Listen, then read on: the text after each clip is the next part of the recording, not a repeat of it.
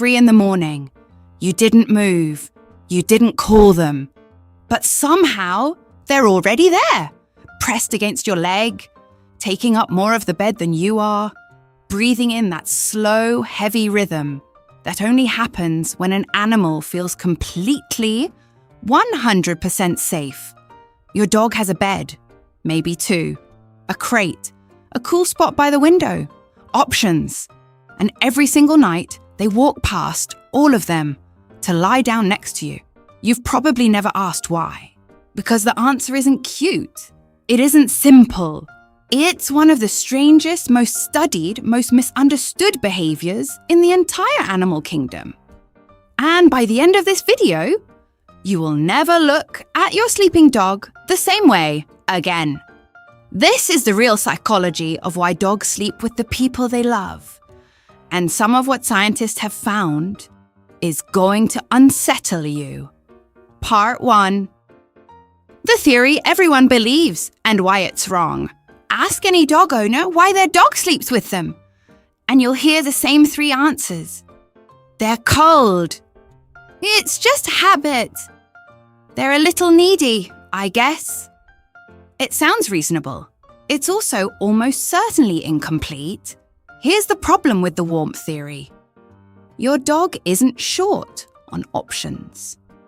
There's a couch, a patch of sun on the floor, a pile of laundry that smells like you, which we'll come back to that. If temperature was the only driver, dogs would scatter themselves across the warmest, softest surfaces in the house. Instead, night after night, they choose the one sleeping spot that is, biologically speaking, the least private, the most crowded, and honestly, for a 70-pound animal trying to fit onto a queen-size mattress, the least comfortable. They choose you, and in the animal kingdom, sleep is not a small decision. Sleep is the single most dangerous state any creature can enter. Every defense mechanism shuts off. Awareness disappears. For millions of years, an animal that chose the wrong place to fall unconscious simply didn't survive to pass on its genes. So when your dog, an animal wired by evolution to seek out hidden, defensible, quiet places to sleep, instead climbs onto an exposed platform next to a much larger species, that's not a small behavioral footnote. That's a decision. And decisions like that don't happen by accident. They happen because something deeper is going on. Part 2. The science of attachment. In the 1970s, a psychologist named Mary Ainsworth developed something called the Strange Situation Procedure, a test used to measure attachment between human infants and their mothers. It's still one of the most respected tools in developmental psychology. Decades later, researchers in Budapest, at Eötvös-Loránd University, asked a question that seemed almost absurd at the time. What happens if you run this exact test on dogs? The results weren't just similar to human infants. They were, in the words of the researchers, functionally the same pattern. Dogs sought proximity to their owner. They showed visible distress when separated. They calmed immediately upon reunion. And when the researchers classified the dogs the same way they classify human toddlers, roughly 6 out of 10 dogs fell into the securely attached category, almost identical to the rate found in human children. Read that again. Your dog's attachment system, the wiring that determines who they trust, who they seek out, who they feel safe around, runs on nearly the same psychological architecture as a human child's bond with their parent. So when your dog chooses to sleep beside you instead of alone, they're not performing some quirky habit. They're executing one of the oldest, most fundamental behaviors in attachment psychology, seeking their safe person at the exact moment they are most vulnerable. In plain language, you are not their owner in that moment. You are their safety. But attachment theory only tells you what is happening. It doesn't tell you why it feels so powerful for both of you. For that, we have to go into the brain chemistry. And this is where it gets strange. Part 3. The oxytocin loop no other animal shares with us in 2015. A research team at Asabu University in Japan ran a study that ended up published in Science, one of the most selective, most respected journals in the world. They wanted to understand what happens chemically when dogs and owners look into each other's eyes. They measured oxytocin, the hormone your brain releases when you bond with someone. It's the same chemical that surges through a mother's brain in the first moments of holding her newborn. What they found, when a dog gazes at its owner and the owner gazes back, both of them get an oxytocin spike at the same time across 2 completely different species. And it doesn't stop there. The oxytocin rise makes the dog want to gaze more, which produces more oxytocin, which deepens the owner's sense of bonding, which makes the owner look back.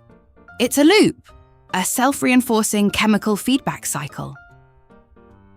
Here's the detail that should stop you in your tracks. The researchers tested the same interaction using wolves that had been raised by humans from birth.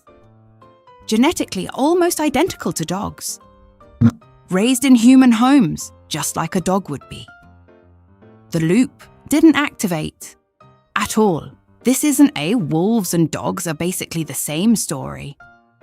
This is a bond that appears to have evolved specifically and only between dogs and humans, refined across thousands of years of living side by side. Now add physical contact. Studies on petting have found measurable drops in cortisol, your stress hormone, in both dog and owner after just a few minutes of touch. So take a moment and think about what that means for 8 straight hours of sleeping pressed against each other. It's not a coincidence that people describe a sleeping dog as calming. Chemically, calming is exactly what's happening in both directions.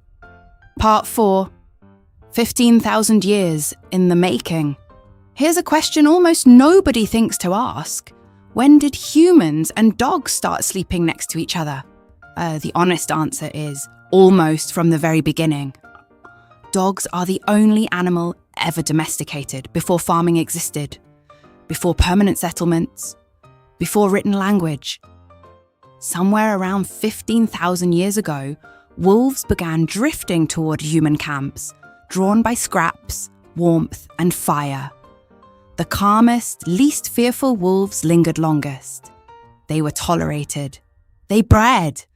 Generation after generation, natural selection favored friendliness over ferocity. Eventually, they weren't wolves anymore. In Germany, archaeologists uncovered a burial site roughly 14,000 years old. 2 humans buried together and 2 dogs buried alongside them. But here's the detail that changes everything. One of those dogs had survived a severe case of canine distemper, a disease that, untreated, kills within about 3 weeks. This dog had clearly been sick for far longer than that and survived, which means someone had been caring for it, feeding it, keeping it warm, nursing it through an illness, for weeks, with nothing to gain. 14,000 years ago, a dog wasn't a tool. It was family. And this isn't just archaeology. It's written into their DNA. Geneticists studying domestic dogs have found specific genetic markers linked to extreme friendliness and a drive to seek out human contact that simply don't exist in wolves. Dogs were, quite literally, shaped at a genetic level to want closeness with us. So when your dog climbs into bed tonight, they're not doing anything unusual. They're carrying out a behavior that's been selected for generation after generation for roughly 15,000 years. Part 5. The sleep study that makes no sense now. Here's a finding that seems almost impossible. Researchers studying human-dog co-sleeping used clinical-grade sleep trackers on both people and their dogs over multiple nights. The dogs, unsurprisingly, moved around, repositioned, occasionally stole the blankets, or nudged an ankle at 3 a.m. Objectively, by the raw data, sleep quality took a hit. And yet, almost every single participant reported feeling more secure, more comfortable, and more rested with their dog in the room. How does that add up? A separate study surveying close to 1,000 women found dogs were rated as less disruptive sleep partners than actual human partners. More comforting, more consistent. Follow-up research using motion sensors found the explanation. Owners were being woken briefly every time the dog shifted position, and they just didn't remember it in the morning. The disruptions were real, but the feeling of safety outweighed them completely. Here's the deeper implication. For most of human history, we didn't sleep alone in silent, climate-controlled rooms. We slept in groups. For warmth, for protection, for the simple biological comfort of not being unconscious and alone. The private bedroom is a modern invention. Sleeping next to a trusted body might be closer to how our nervous systems are actually designed to rest. Your dog might not be ruining your sleep at all. There's a real possibility they're restoring something far older than sleep hygiene, something we spent most of our evolutionary history depending on. Part 6. And 2 nervous systems, 1 rhythm. In 2024, researchers in Finland ran a study measuring heart rate variability, HRV, in dog owner pairs across several different conditions. HRV is one of the clearest signals of how regulated your nervous system is. High HRV, calm and balanced. Low HRV, stress response activated. The finding, in bonded pairs, the dogs and the owner's HRV patterns moved together. When the owner relaxed, the dog's nervous system shifted toward calm. When the owner grew tense, so did the dog. And the synchronization was strongest of all during rest. When they tested dogs paired with unfamiliar humans, none of this happened.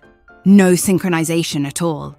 This effect exists only inside a real bonded relationship, which means sleeping beside your dog isn't only emotional comfort, it's neurological. 2 nervous systems from 2 different species, quietly regulating each other through the night, hour after hour. Part 7. The warning sign hidden in this behavior now. Here's the part of this video that matters most. If your dog has slept beside you for months or years and suddenly stops, do not brush that off. Dogs are creatures of routine. When a deeply established behavior disappears overnight, there is almost always a reason. Sometimes it's environmental, a new pet, a new person, a change in your schedule. Dogs are extremely sensitive to shifts in their territory, and something minor to you can feel enormous to them. But sometimes it's physical.